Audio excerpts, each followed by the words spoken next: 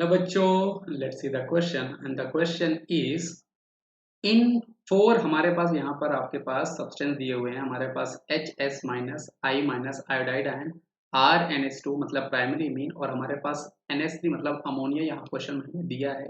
We have to find out order of proton accepting tendency will be, मतलब इनकी जो proton accepting की जो टेंडेंसी होती है हमें उसको फाइंड करना है।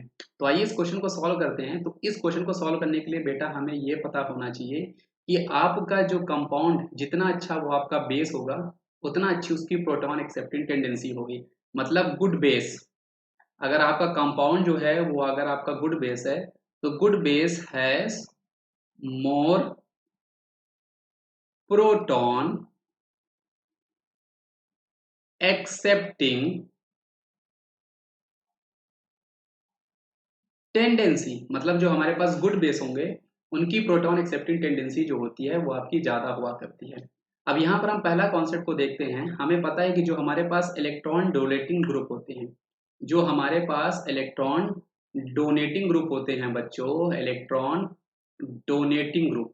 अब इलेक्ट्रॉन डोनेटिंग ग्रुप हमारे क्या होते हैं, ये ऐसे ग्रुप होते हैं जो इलेक्ट्रॉन को डोनेट करते हैं, और ये हमारे क्या करते हैं, ये हमारी बेसिसिटी प्रॉपर्टी को बढ़ाते हैं। They will increase the basicity property, ये हमारी बेसिसिटी जो आपकी प्रॉपर्टी हुआ करती है उस प्रॉपर्टी को ये लोग क्या किया करते हैं, बढ़ाया करती है। तो इसलिए हम लोग कह सकते हैं कि एक्चुअल में आपका ये जो प्राइमरी मीन है RNH2 है, इसकी प्रोटॉन एक्सेप्टिंग टेंडेंसी जो होगी वो आपकी अमोनिया से ज़्यादा होने वाली है। क्यों? क्योंकि इसमें प्राइमरी मीन में हमारे पास R जो है इलेक्ट्रॉन डोनेटिंग ग्रुप अटैच है, जो इसकी लोन पेयर डोनर की टेंडेंसी को बढ़ा देगा, मतलब प्रोटॉन एक्सेप्टिंग टेंडेंसी को ये आपको बढ़ा देगा। उसके बाद दूसरी चीज़ हम ये पता करते हैं कि बच्चों आपकी जो बेसिसिटी होती है वो एक्चुअल में आपकी इनवर्सली प्रोपोर्शनल होती है साइज ऑफ सेंट्रल एटम। मतलब हम कह सकते हैं कि ये जो आपकी बेसिसिटी होती है, ये आपकी जो बेसिसिटी होती है ये एक्चुअल में आपकी इनवर्सली प्रोपोर्शनल हुआ करती है atomic size, atomic size of donor atom. मतलब जो आपका डोनर होता एटम हुआ करता है उसके एटॉमिक साइज के इनवर्सली प्रोपोर्शनल हुआ करती है आपकी बेसिसिटी।